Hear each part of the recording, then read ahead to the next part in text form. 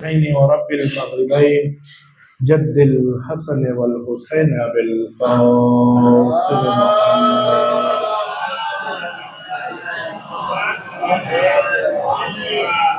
وعلى أهل بيته الطيبين الطاهرين المعصومين المظلومين ولعنة الدائمة على أعدائهم أجمعين من الآن إلى قيام يوم الدين. أما بعد فقد قال الله تعالى في القرآن الحكيم بسم الله الرحمن الرحيم ووصينا الإنسان بوالديه حملته أمه وهنا على وهن وفصاله في عامين أن اشكر لي ولوالديك. ایک صلوات کیجیے محمد.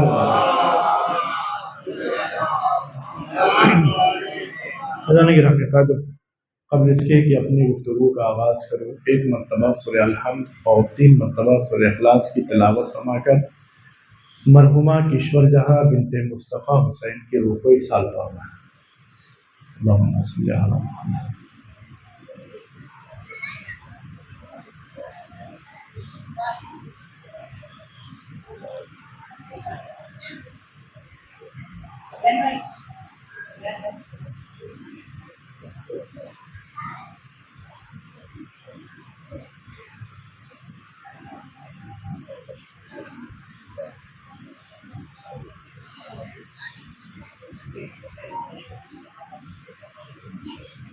ایک صلوات دیجیے محمد و آل محمد. حضرات گرامی قدر، چونکہ یہ مجلس ایک ماں کے 40ویں کی مجلس ہے، لہذا مناسب تھا کہ موضوع بھی ماں کا ہی رکھا جائے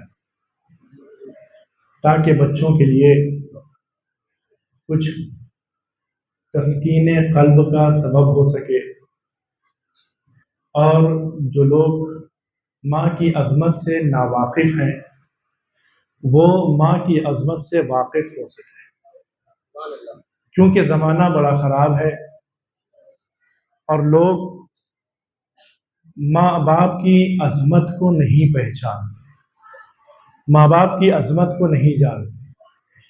ہر انسان کے اوپر یہ فرض ہے کہ وہ اس بات کو سمجھے کہ ماں باپ ہیں کیا چیز، اور پروردگار عالم نے ماں باپ کو کیا عظمت عطا کی ہے، اور ہمارے لیے ماں باپ کی قربانیاں کیا ہے، اور ماں باپ کے تئیں ہم لوگوں کا فرض کیا ہے.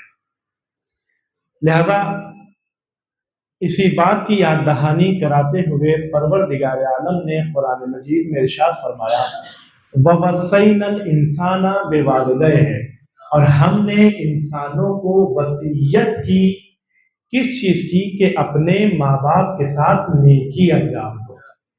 حملتہ امہ، کہ جس کی ماں نے انسان کو 9 مہینہ اپنے پیٹ میں رکھا، وہنن علی وہنن، اور صرف پیٹ میں نہیں رکھا بلکہ اس درمیان ہونے والی تمام تکالیف کو بھی سہا ہے.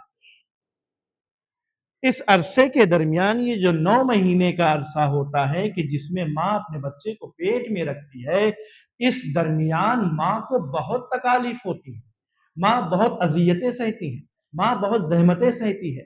اس زحمت کو بھی اس ماں نے برداشت کیا. اچھا، اس کے بعد جب بچہ پیدا ہو جاتا ہے وَفِصَالُهُ فِي عَامَّيْنِ، اور 2 سال ماں اپنے بچے کو دودھ پلاتی ہے. 2 سال. اس درمیان بھی جو تکالیف ماں کو ہوتی ہے وہ ماں سہتی ہے. کس کے لیے؟ اپنے بچے کے لیے. پھر اس کے بعد پروردگار عالم نے کہا کہ یہ تمہاری ماں کی قربانیاں ہے. ان اشکر لی، تم میرا بھی شکریہ ادا کرو، بھلے والدین، اور اپنے ماں باپ کا بھی شکریہ ادا کرو.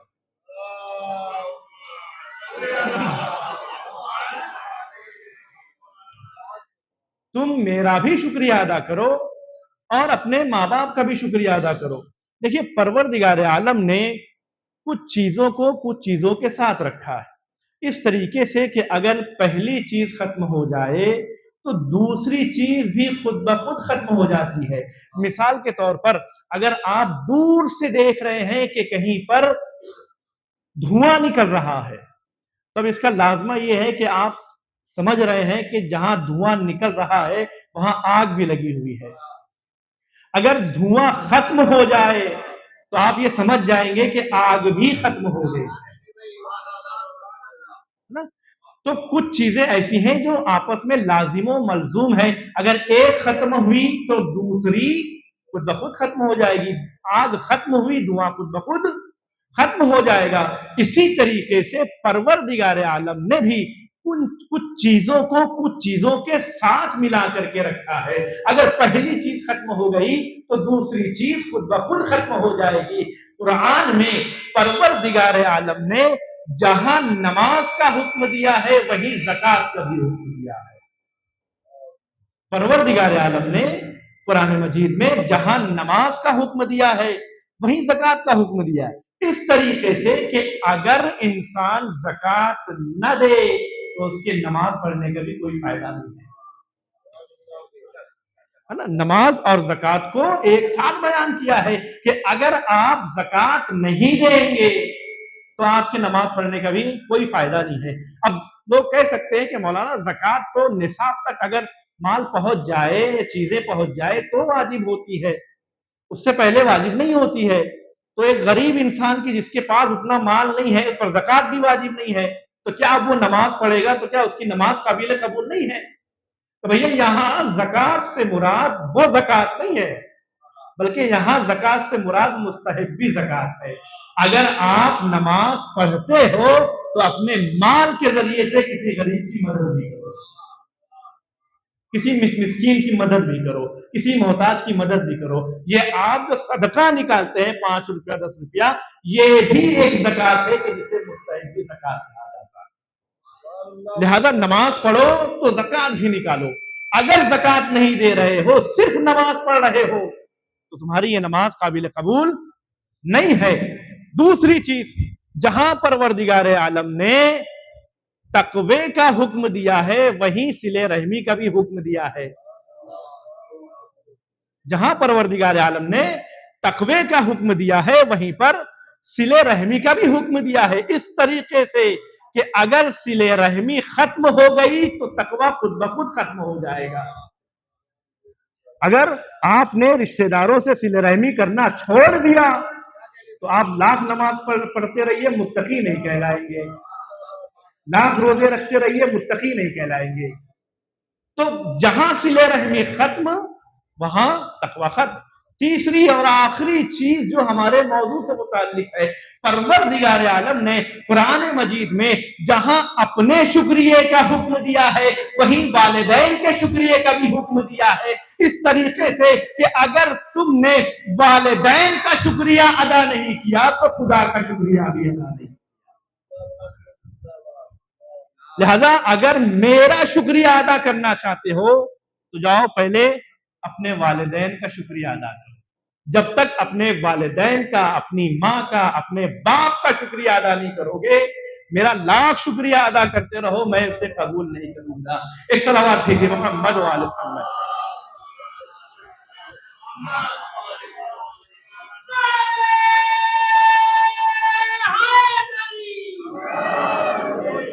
تو اس آیت میں کہ جس کو میں نے اپنا سرنامہ سخن قرار دیا ہے، خداوند عالم کیا کہتا ہے؟ وَوَصَّيْنَا الْإِنسَانَ بِوَالِدَيْهِ، ہم نے انسانوں کو وصیت کی ہے کہ اپنے والدین کے ساتھ نیکی کرے۔ حملت کو امہ، اس کی ماں نے اسے 9 مہینہ اپنے پیٹ میں رکھا ہے، وہنن علی وہنن، تمام سختیوں کو، تمام پریشانیوں کو جھیلتے ہوئے، وفصالہ فی عامین، 2 سال اسے اپنا دودھ پلایا ہے، انشکر لی، کہ وہ میرا شکریہ ادا کرے، اور والدین، اور اپنے والدین کا شکریہ ادا کرے۔ تو اب ان تمام سختیوں کو جب انسان دیکھے کہ جو اس کی ماں نے برداشت کیا ہے، تو کیا کہا خدا نے کہ تم شکریہ ادا کرو اپنی ماں کا، کہ اتنی تکالیف جھیلنے کے بعد، اتنی پریشانی جھیلنے کے بعد تمہیں اس دنیا میں لے کر کے آئی ہے، شکریہ ادا کرو۔ کس طریقے سے انسان شکریہ ادا کرے گا؟ اب یہاں پر حدیث کہتی ہے، روایتیں کہتی ہیں کہ ماں کا اگر شکریہ ادا کرنا ہے تو کم سے کم تمہیں یہ کام کرنا چاہیے کہ نماز میں ان کے لیے دعا کرو، رب ارحمہما کما ربیانی صغیرا۔ کم سے کم جو شکریہ تم ادا کر سکتے ہو ماں کا وہ یہ کہ نماز میں اپنی ماں کے لیے دعا کرو، اپنے باپ کے لیے دعا کرو، رب ارحمہما، خدایا میرے ماں باپ پر رحم فرما، کما ربیانی صغیرا، جس طرح سے ہمارے ماں باپ نے بچپنے میں ہماری تربیت کی ہے۔ ماں مربی ہے نا انسان کی، ماں تربیت کرتی ہے نا انسان کی۔ یہ تربیت کا لفظ اشارہ ہے اس بات کے اوپر کہ ماں نے صرف ایسے ہی تربیت نہیں کی ہے بلکہ تمام تکالیف کو برداشت کرنے کے ساتھ ساتھ تمہاری تربیت کی ہے۔ تمام تکالیف کو پہلے سہا ہے، اس کے بعد تمہاری تربیت کی ہے، لہذا تمہارا فرض یہ بنتا ہے کہ تم اپنی ماں کا شکریہ ادا کرو۔ اب ایک حدیث ہے، چوتھے امام، امام زین العابدین علیہ السلام،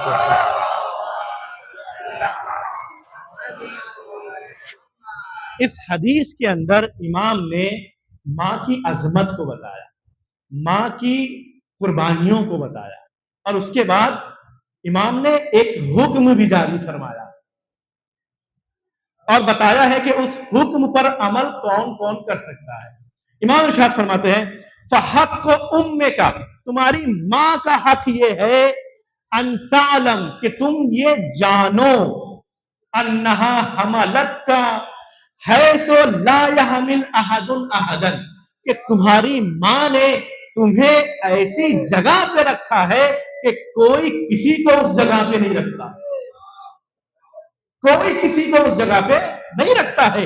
وَأَطْعَمَتْكَ مِنْ ثَمَرَةِ قَلْبِهَا مَا لَا يُطْعَمْ أَحَدٌ أَحَدًا، اور وہ ماں ہے کہ جس نے اپنے قلب سے تمہیں ایسی غذا عطا کی ہے کہ جو غذا کوئی کسی کو نہیں دیتا۔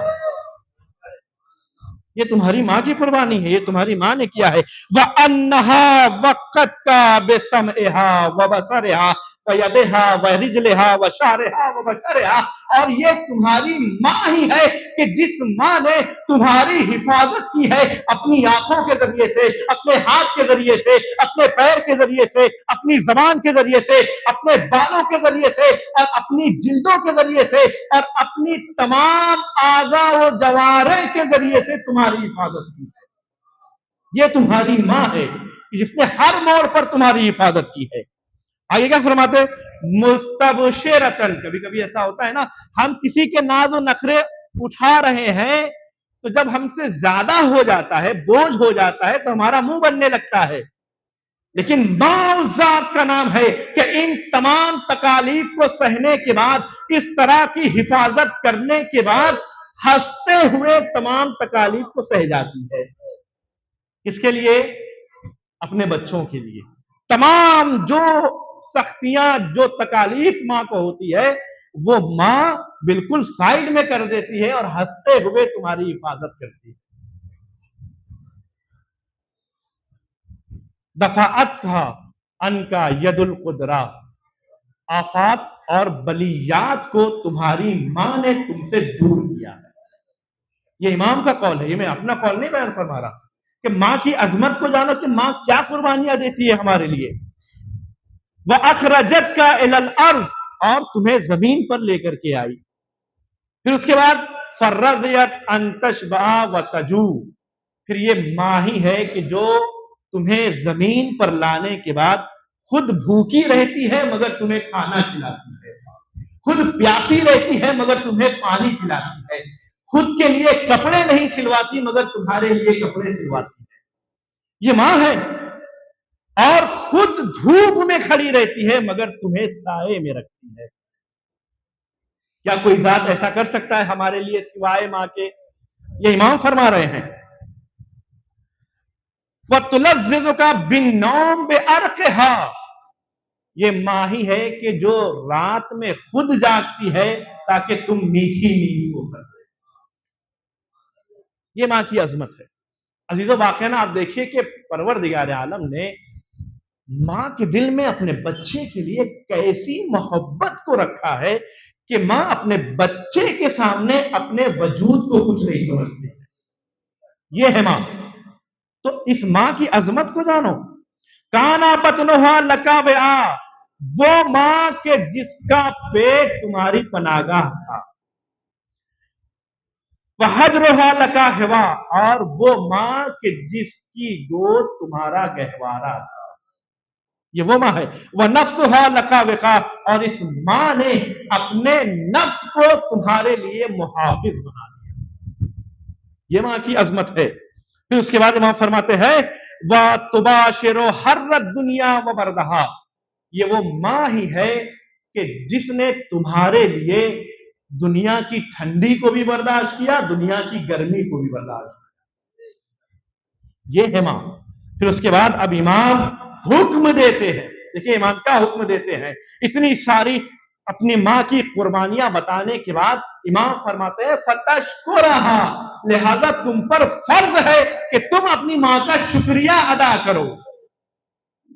وَلَا يَقْدِرُ عَلَيْهِ إِلَّا بِعَوْنِ اللَّهِ، اور کوئی بھی ماں کا شکریہ ادا نہیں کر سکتا مگر وہ شکریہ ادا کرے گا کہ جس کو اللہ کی حمایت حاصل ہو، جس کو اللہ کی مدد حاصل ہو، جس کو اللہ کی طرف سے توفیق ملے، صرف وہی ماں کا شکریہ ادا کر سکتا ہے. ایک صلوات کیجیے محمد وآل محمد.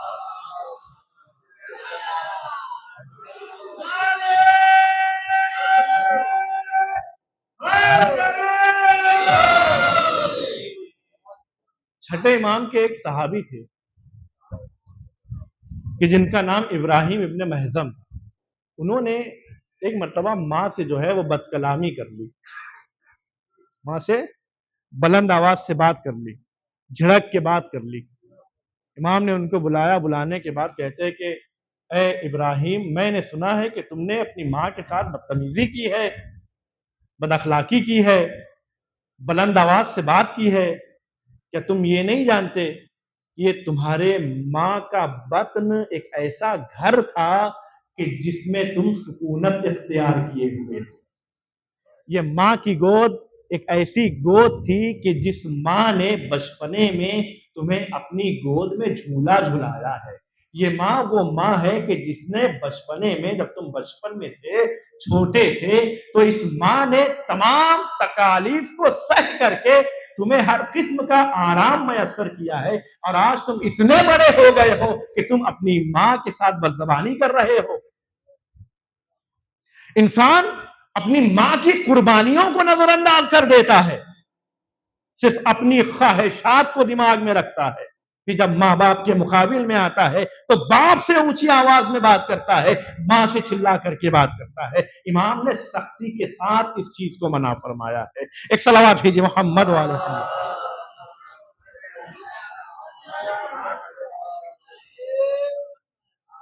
ہم واقعاً شریعت نے تو یہ کہا ہے کہ اپنے ماں باپ کے ساتھ نیکی کرو، اپنے ماں باپ کے ساتھ جتنا ہو سکے اتنا اپنے ماں باپ کی خدمت کرو. لیکن کبھی کبھی ہمارے ذہن میں آ جاتا ہے کہ ہم اتنی نیکی کر رہے ہیں اپنے ماں باپ کے ساتھ، کیا ہم نے اپنے ماں باپ کا حق ادا کر دیا؟ خانہ کعبہ، لوگ خانہ کعبہ کا طواف کر رہے ہیں. ایک شخص ہے کہ جس نے اپنی ماں کو کاندھے پر اٹھایا، اور اٹھانے کے بعد اتنا مجمع ہے، سب طواف کر رہے. انسان کا اکیلے طواف کرنا مشکل ہوتا ہے، جائے کہ کوئی انسان اپنی ماں کو اپنے کاندھے پہ اٹھا کر کے طواف کروائے. اندازہ لگائیے کتنا مشکل کام ہوگا. اس نے طواف کروایا اپنی ماں کو اپنے کاندھے پر بٹھا کر کے.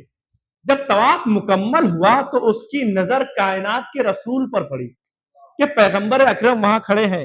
گیا پیغمبر اکرم کے پاس اور جانے کے بعد کہتا ہے یا رسول اللہ، میں نے اپنی ماں کو اپنے کاندھے پر بٹھا کر کے 7 مرتبہ خانہ کعبہ کا طواف کروایا ہے. یہ بتائیے کیا میں نے تھوڑا بھی اپنی ماں کا حق ادا کر دیا؟ کیا میں نے تھوڑا بھی اپنی ماں کا حق ادا کر دیا؟ پیغمبر کا جواب سنیے کہ پیغمبر اسی سے اندازہ لگائیے گا کہ ماں کی عظمت کیا ہے. کہتا ہے کہ کیا میں نے تھوڑا بھی اپنی ماں کا حق ادا کر دیا؟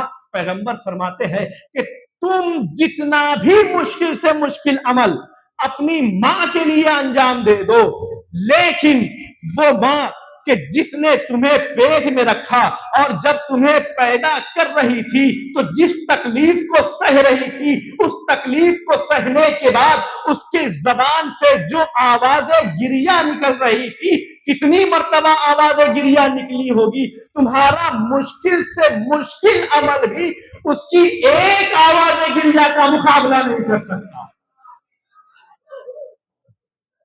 مشکل سے مشکل عمل بھی اپنی ماں کے لیے تم کر رہے ہو، کتنا بھی مشکل عمل ہو، کتنا بھی بڑا عمل ہو، لیکن تمہاری ماں کی ایک آواز گریہ کا بھی مقابلہ نہیں کر سکتا. اور تم یہ سوچتے ہو کہ تم ماں کا حق ادا کر دو گے. ایک صلوات کیجیے محمد و آل محمد.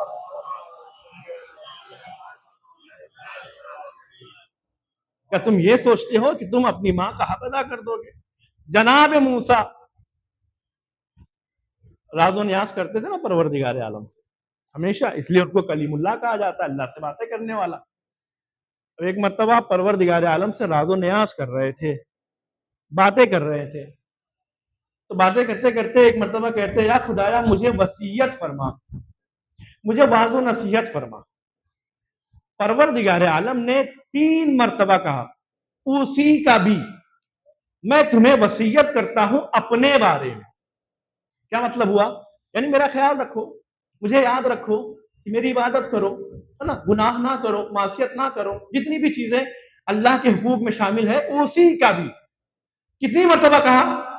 3 مرتبہ. جب تیسری مرتبہ کہا تو پھر جناب موسیٰ نے کہا خدایا مجھے وصیت فرما، نصیحت فرما.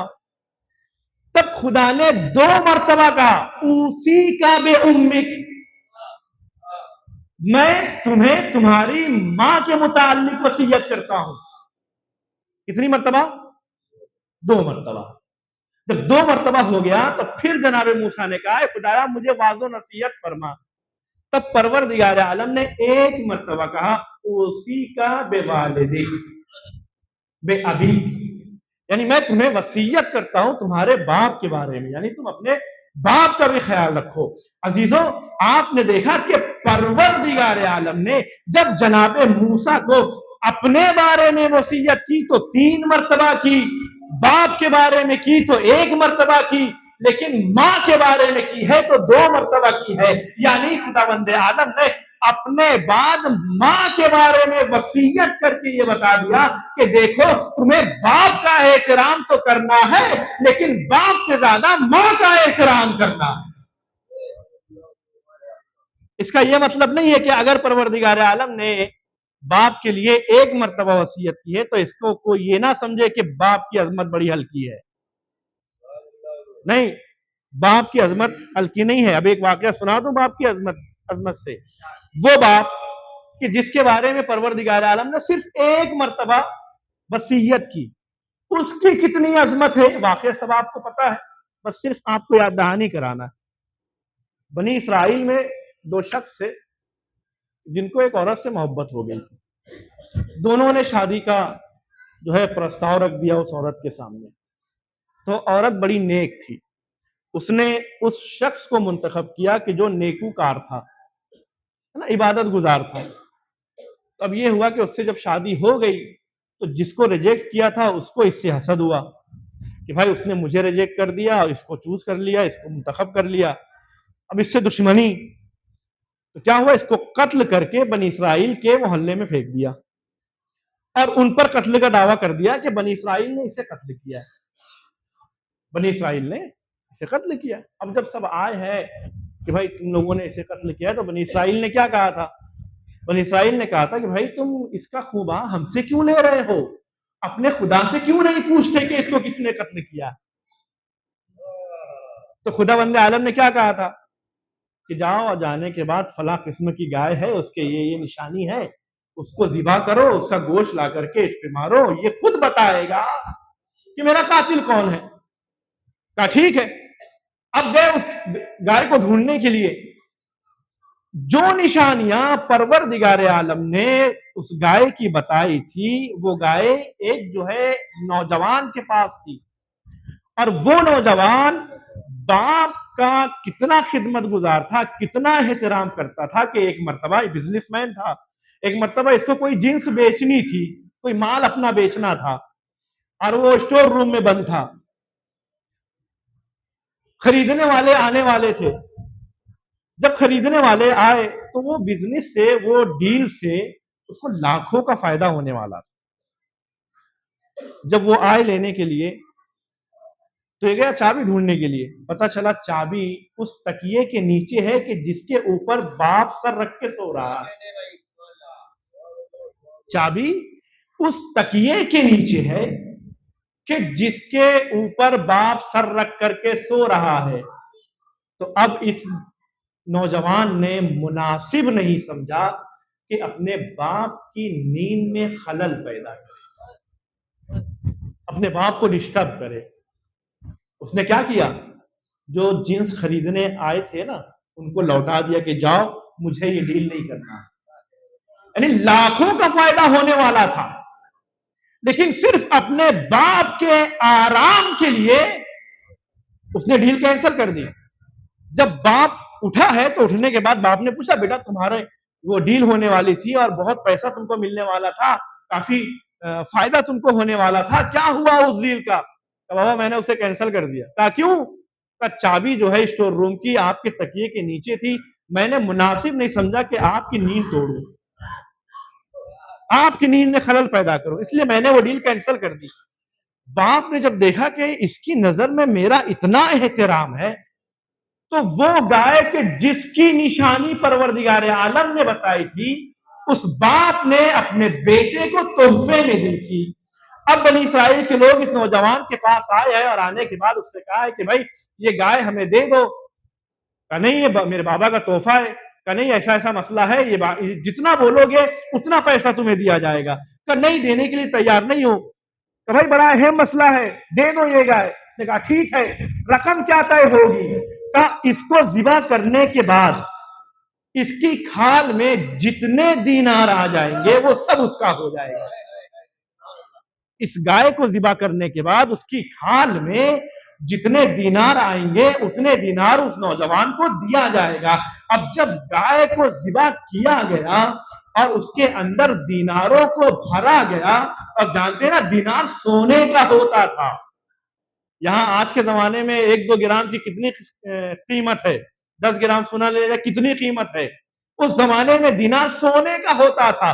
جب گائے کے چمڑے میں کھال میں دینار کو بھرا گیا تو اس زمانے میں 50 لاکھ دینار اس کی کھال میں آئے تھے. کتنے؟ 50 لاکھ دینار اس کی کھال میں آئے تھے. اس زمانے کے نبی نے کہا کہ بھائی یہ جو دینار 50 لاکھ اس گائے کے عوض میں ملا ہے وہ اس لیے ملا ہے کیونکہ یہ اپنے باپ کا احترام بہت کرتا تھا. تب اندازہ لگائیے کہ اگر وہ باپ کہ جس کے بارے میں خداوند عالم نے صرف ایک مرتبہ وصیت کی, اگر بیٹا اس کا احترام کر لے تو دنیا میں یہ اجر خدا دیتا ہے, تو وہ ماں کہ جس کے بارے میں خدا نے 2 بار وصیت کی ہے اگر اس کا احترام بندہ کر لے. ایک صلوات ہے یہ محمد والے.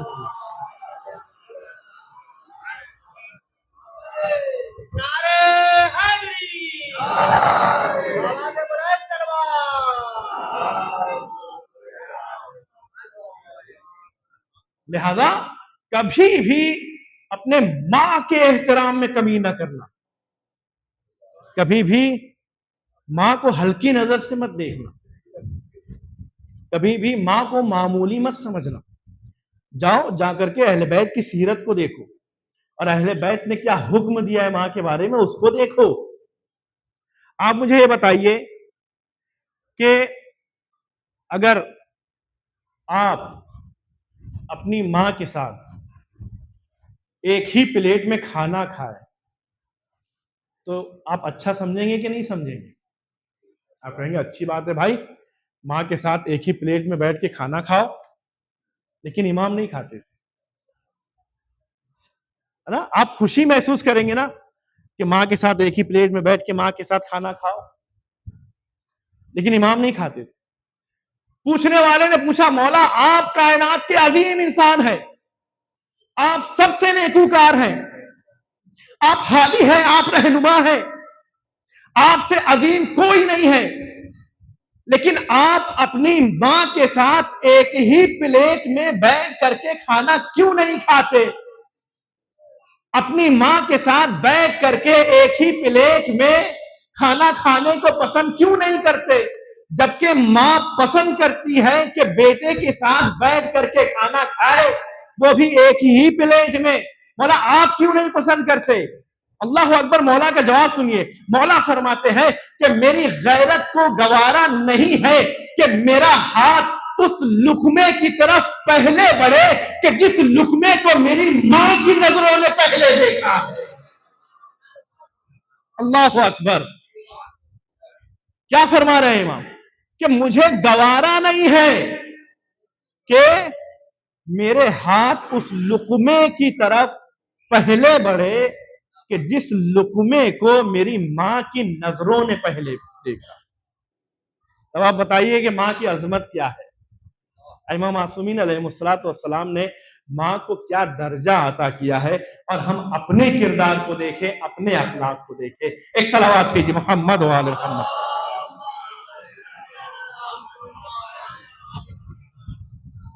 واقعاً ماں بڑی عظیم شے ہے۔ کبھی کوئی انسان یہ نہ سوچے کہ ماں کو ناراض کر دے گا تو خدا راضی ہو جائے گا۔ یہ نہ سوچے کہ ماں باپ سے دھڑک کے بات کر لے گا تو اس کو دنیا میں سزا نہیں ملے گی۔ نہیں، بڑی ناپسند بات ہے پروردگار عالم کے نزدیک کہ کوئی بندہ اپنے ماں باپ کا احترام نہ کرے۔ لہذا ہمیشہ کوشش یہ رہے کہ ماں باپ چاہے جیسے بھی ہو۔ پانچویں امام، امام محمد باقر علیہ الصلوۃ والسلام،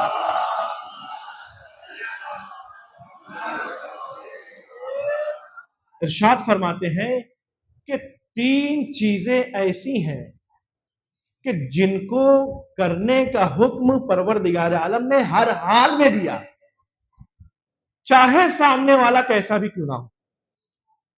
مثال کے طور پر پہلی چیز، امانت کو ادا کرو، چاہے امانت رکھنے والا فاسق ہو، کافر ہو، کچھ بھی ہو، امانت کو ادا کرو۔ اب تمہیں امانت کے ادا کرنے میں یہ نہیں دیکھنا ہے کہ سامنے والا مومن ہے، عبادت گزار ہے، نیکوکار ہے، کیسا ہے، یہ تم کو نہیں دیکھنا ہے، امانت کو ادا کرنا ہے۔ دوسری چیز، وعدے کو وفا کرنا ہے۔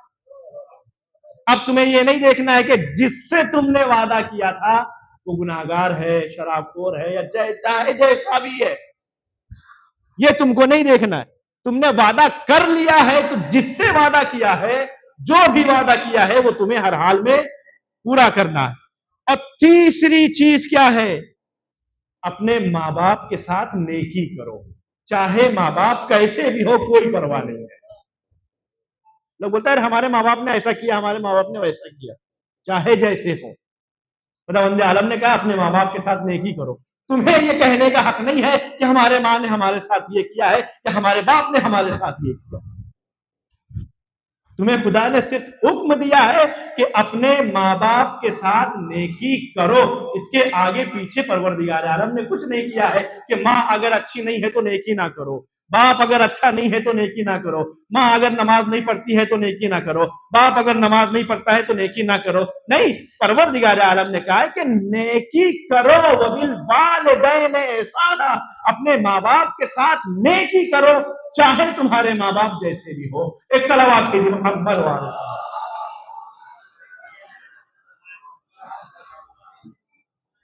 واقعاً انسان پھر یہ سوچتا ہے کہ ارے ہمارے ماں باپ نے ہمارے لیے کیا کیا ہے، ہمارے ماں باپ نے ہمارے لیے کیا کیا ہے، ہمارے لیے چھوڑا کیا ہے، ہم سے کیسے بات کرتے ہیں، یا ہمیں کیا اہمیت دیتے ہیں۔ یہ ساری چیزیں ہمارے نوجوانوں کے دماغ میں آتی ہیں، कुछ नहीं सोचना है आपको सिवाय हुक्म परवरदिगार के।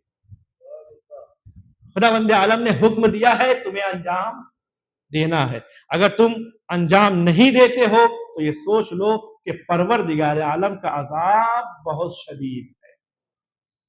माँ की अजमत को जानो। एक माँ जब अपने बच्चे को पैदा करती है तो परवरदिगार आलम ने क्या अजमत उसे अता की है। पैगंबर खत्मी मर्तबत हजरत रसूल खुदा सल्लल्लाहु अलैहि वसल्लम इज़ा हमलतिल मरअ, जब माँ अपने बच्चे को हमल करती है, उठाती है, कानत बेमंजिलतिस साइम, तो पहले दिन से लेकर के आखिरी दिन तक उसको रोजा रखने वाले का सवाब होता है। कानत बेमंजिलतिस साइम, गोया वो ऐसी है कि जैसे एक रोजेदार है, हर दिन उसने हर लम्हे उसने रोजा रखा है।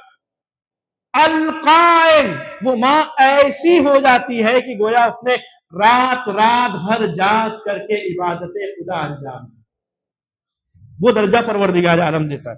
अल मुजाहिद बेनफ्सिही व मालिही फी सबीलिल्लाह, जब माँ अपने बच्चे को हमल करती है तो गोया वो उस मुजाहिद की तरह हो जाती है कि जो माल के जरिए से भी और जान के जरिए से भी अल्लाह की राह में जिहाद करता है। ये है वो माँ। फायदा वज़अत कान लहा मिनल अज्र, और जब वो अपने बच्चे को पैदा कर लेती है तो परवरदिगार आलम उसको वो अज्र अता करता है कि इस्माइल की नस्ल से जो गुलाम है उनको आजाद करने का सवाब अता करता है। जनाब इस्माइल नबी फायदा फरख्त मिन रिज़ाइही, और जब माँ दूध पिलाना अपने बच्चे को बंद कर देती है, जब दूध पिलाना बंद कर देती है तब फरिश्ते उसके पहलू पर मारते हैं और कहते हैं कि उठ जा और अपने नामे आमाल की शुरुआत फिर से कर, परवरदिगार आलम ने तेरे सारे गुनाहों को बख्श दिया है। ये है माँ की अजमत। और इंसान सोचता है कि माँ ने यूं ही हमें पैदा कर दिया, माँ का कोई रोल नहीं है, माँ ने ऐसे ही हमें तरबियत दे दी, माँ ने ऐसे ही हमें पाल लिया। ये बात सोचा करो उस वक्त जब तुम्हारी आवाजें माँ के सामने बुलंद हो रही हो कि तुम्हारी माँ ने कितनी मुश्किलात से तुमको पाला। अब सुनिए एक और हदीस सुन लीजिए। हम कहते हैं ये माँ, ये माँ, वो माँ, वो माँ, माँ का मुकाबला कोई नहीं कर सकता। पैगंबर अकरम इरशाद फरमाते हैं कि पैगंबर अकरम से जब पूछा गया, या रसूल अल्लाह ये बताइए कि माँ का हक क्या है, माँ का हक क्या है, हम कौन सी चीज अंजाम दे कि जिससे माँ का हक अदा हो जाए। है ना, पूछने वाले ने ये पूछा कि हो सकता है हम उस अमल को अंजाम दे दे ताकि ये हो जाए कि हमने माँ का हक अदा कर दिया। या रसूल अल्लाह बताइए कैसे माँ का हक अदा किया जाए। पैगंबर ने कहा हैहात हैहात लौ अन्नहु अददा रमलिन आजिरिन, याद रखो कि अगर बयाबान के सारे जर्रात, बयाबान के सारे जर्रात जो अब तक पाए जाते हैं वो, और जो अब तक आसमान से बारिश हुई है उसका एक एक कतरा अगर आ करके खड़ा हो जाए तो माँ ने जितना दिन तुम्हें अपने पेट में रखा है उसके एक दिन का मुकाबला भी नहीं कर सकते। जितना दिन माँ ने तुम्हें अपनी पेट में रखा है उसके एक दिन का भी मुकाबला ये बारिश के कतरात नहीं कर सकते हैं, ये बयाबान के जर्रात नहीं कर सकते हैं। और तुम आए हो पूछने के लिए कि माँ का हक कैसे अदा किया, ये जहन में बिठा लो। अब इस हदीस, इन सारी अहादीस को सुनने के बाद इतना तो जहन में आ गया होगा कि हम चाहे जितनी नेकियां कर ले माँ बाप के साथ, कभी माँ का हक अदा नहीं कर सकते हैं।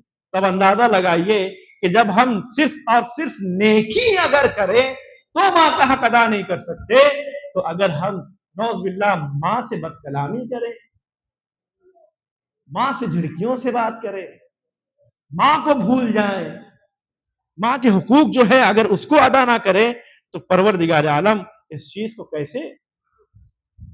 अच्छा, एक शख्स था नौजवान, अब होता है नौजवान के अंदर जोश और जज्बा ज्यादा होता है।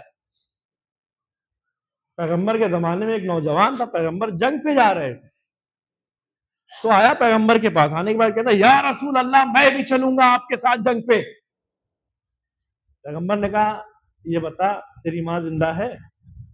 कहा जा अपनी माँ की खिदमत कर, जा अपनी माँ के साथ रहे। कहा क्यों या रसूल अल्लाह? कहा माँ के साथ एक रात मोहब्बत से रहना साल भर राहे खुदा में जिहाद करने से अफजल है। साल भर राहे खुदा में जिहाद करने से अफजल है। तब यहां पर परवरदिगार आलम तो माँ की अजमत को बता रहा है कि माँ की अजमत ये है, माँ की अजमत ये है, माँ के साथ ऐसा करो, माँ के साथ ऐसा करो। लेकिन लोग जो है वो माँ को छोड़ करके दूसरी जगह घूम रहे हैं, माँ के हुकूक पूरा करने के बजाय दूसरी जगह हुकूक पूरे कर रहे हैं। घर में माँ मजबूर है और दूसरी जगह खैरात कर रहे हैं।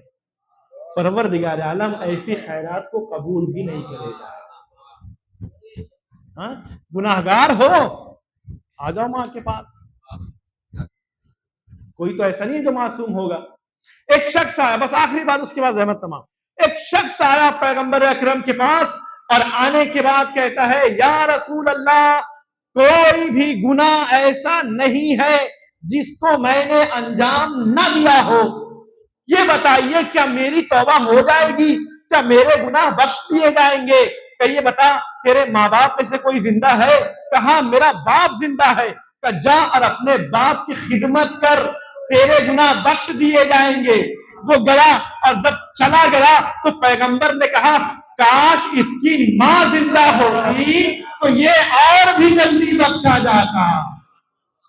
एक सलावत भेजिए मोहम्मद वाले।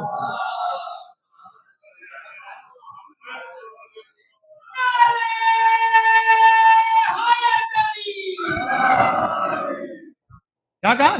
गुनाह बख्शवाना है, जा बाप की खिदमत कर। जब वो चला गया तो पैगंबर ने कहा काश इसकी माँ जिंदा होती तो ये और जल्दी बख्शा जाता, इसके गुनाह और जल्दी बख्शवाए जाते। तो अगर माँ जिंदा है तो माँ की कद्र करो कि परवरदिगार आलम ने ऐसी नेमत तुम्हें अता कर दी है कि तुम्हें जन्नत भी यहाँ मिलेगी, तुम्हारे गुनाह भी यहाँ बख्शे जाएंगे, तुम्हें आराम भी माँ के कदमों में मिलेगा, तुम्हें सुकून भी माँ की गोद में मिलेगा, हर चीज दुनिया की तुम्हें माँ के पास मिल जाएगी, तुम्हें और कहीं जाने की जरूरत नहीं है। एक सलावत भेजिए मोहम्मद वाले। तो ये माँ होती है कि जो तमाम तकालीफ को सहती है और अपने बेटे की, अपने बच्चों की तरबियत करती है ना। होता है ना, माँ ने गर्मी को भी बर्दाश्त किया, सर्दी को भी बर्दाश्त किया, दर्द को भी बर्दाश्त किया, हर तकलीफ को भी बर्दाश्त किया, सारी चीजों को बर्दाश्त किया। क्यों? ताकि बच्चा हमेशा सेहत और सलामती के साथ रहे, बच्चा हमेशा खुश रहे, पले बढ़े, उसको कोई तकलीफ ना हो। बच्चा अगर बच्चे को चोट आ जाती है तो माँ का दिल तड़प जाता है ना। कोई माँ ये नहीं चाहती कि उसके बच्चे को चोट लगे। लेकिन आप आइए और देखिए करबला में माओ का किरदार क्या है। आंखें देखिए, जनाबे शहीद, उनकी माँ, हो सकता है मसाइब थोड़ा बड़े हो जाएं लेकिन मैं मुकम्मल मसाइब, ताकि माँ की अजमत को पता चले कि करबला में माओ ने क्या कुर्बानियां दी है। जनाब शहीद की माँ कूफे में निकली है सामान लेने के लिए, देखा लश्कर कशी हो रही है, लश्कर तैयार हो रहे। क्यों लश्कर तैयार हो रहे हैं? हुसैन को कत्ल करने के लिए। अब उस माँ ने सामान को छोड़ा, घर पर आई, आने के बाद कहती बेटा तुम्हें पता है लश्कर कशी हो रही है? अम्मा क्यों? काका हुसैन को कत्ल करने के लिए। बेटा क्या तुम करबला नहीं जाओगे? कौन कह रहा है? माँ कह रही है। اے میرے لال، کیا تم نصرت حسین کے لیے کربلا نہیں جاؤ گے؟ بیٹا کہتا ہے، جناب سعید کہتے ہیں ماں آپ کا حکم ہے تو آپ کے حکم سے سرتابی کیسے کر سکتا ہوں؟ مولا حسین کی نصرت سے سرتابی کیسے کر سکتا ہوں؟ ابھی یہ بات کر ہی رہے تھے، نئی نئی شادی ہوئی تھی جناب سعید کی، زوجہ حجرے میں داخل ہوئی۔ کبھی کبھی ہوتا ہے نا، دو آدمی جب بات کر رہے ہوں، کوئی تیسرا آ جائے جس سے بات کو چھپانا ہو،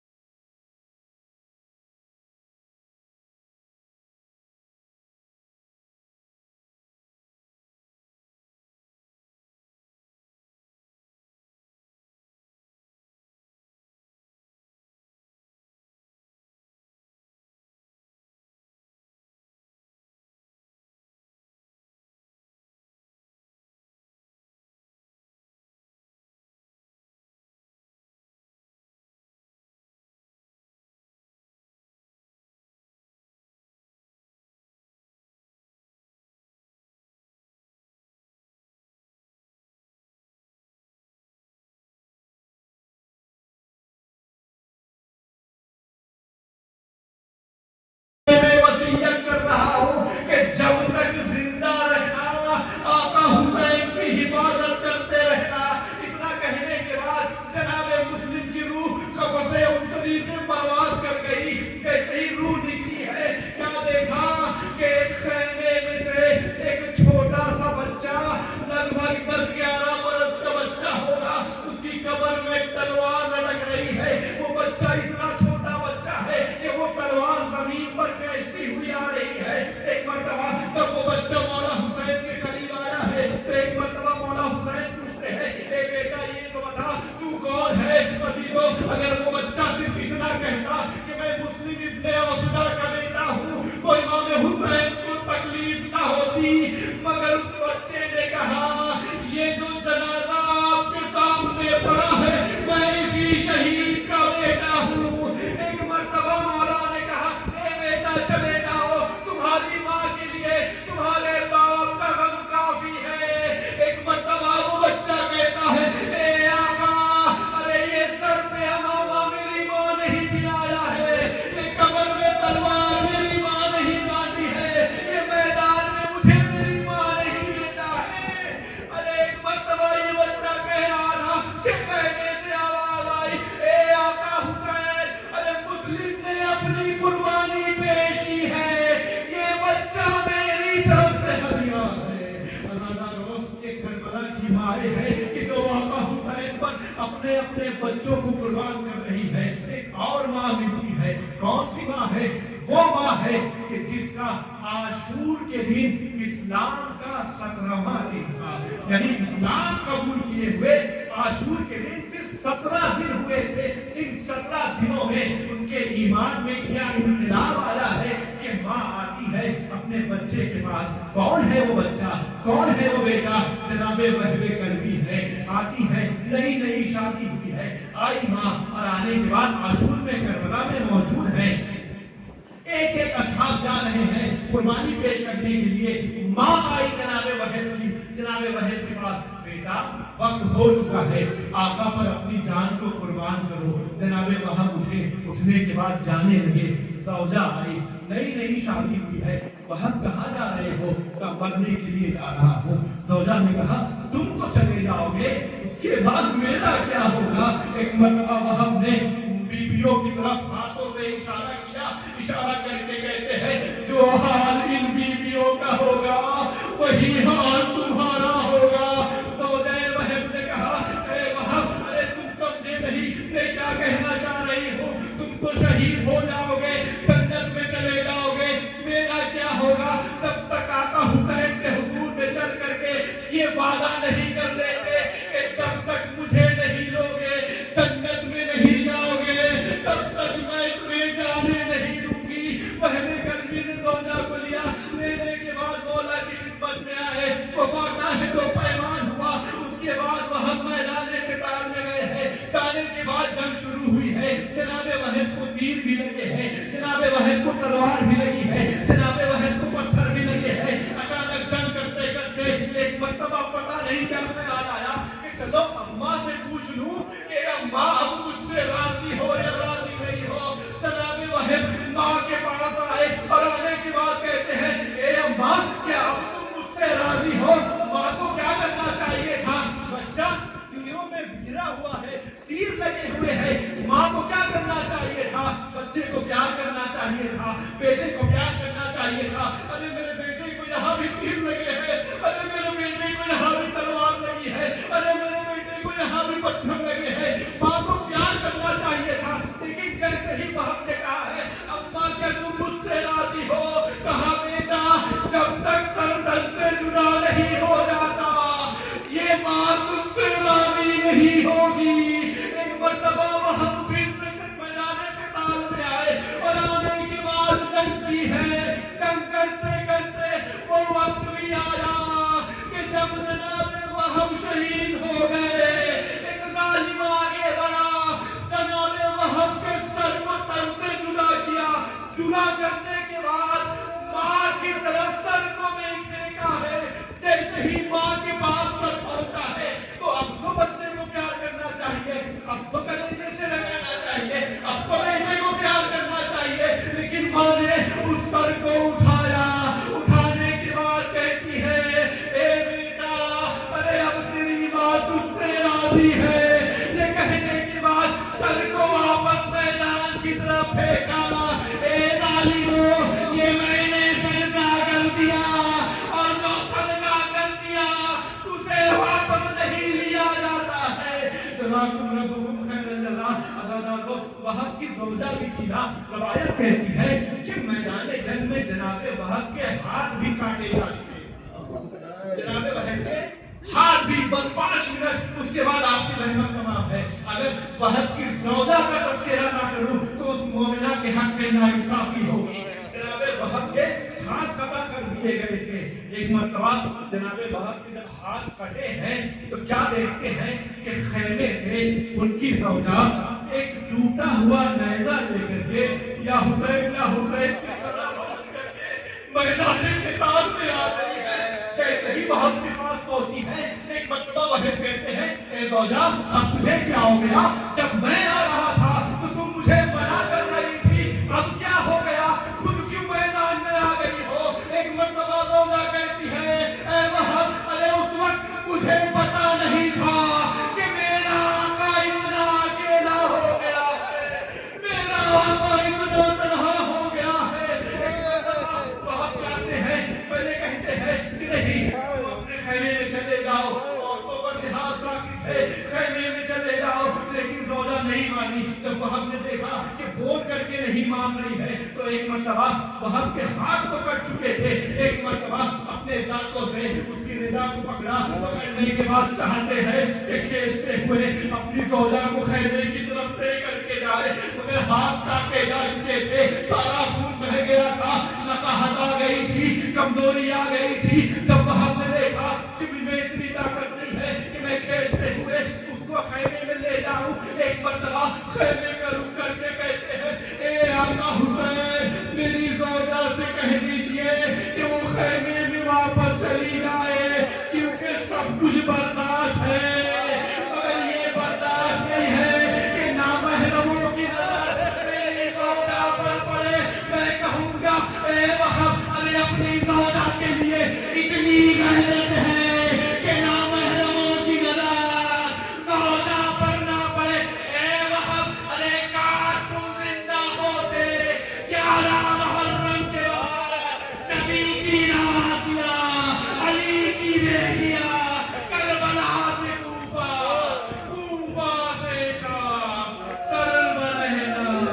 پھرائی جا رہی ہے، آواز لگائی جا رہی ہے، یہ زینب ہے، یہ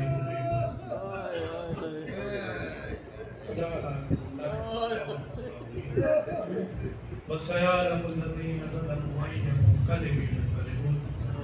پروردگار تیری بارگاہ میں سب سے بہترین دعا یہ ہے کہ ہم کے امام کے ظہور میں تاجیل کہ ہم کو ان کے موقع سلم و شمار فرما جہاں جہاں مشین ہے وہ اقرار ہے ان کی جان و مال و کی حفاظت، جو پریشان حال ہے ان کی پریشانیوں کو دور فرما، جو قرضدار ہے ان کے قرض کو غیر سے ادا فرما، جو بے روزگار ہے ان کو روزگار عطا فرما، اس مجلس کے ثواب میں مرحومہ کو شامل فرما، وقت امام کے ظہور میں تاجیل فرما اور ہم کو اپنے مخلص اللہ کو شمار فرما، ایک مرتبہ سورہ الحمد اور 3 مرتبہ سورہ اخلاص کی تلاوت فرما کر مرحومہ کی شفاعت بنت مصطفیٰ حسین کو احسان فرما۔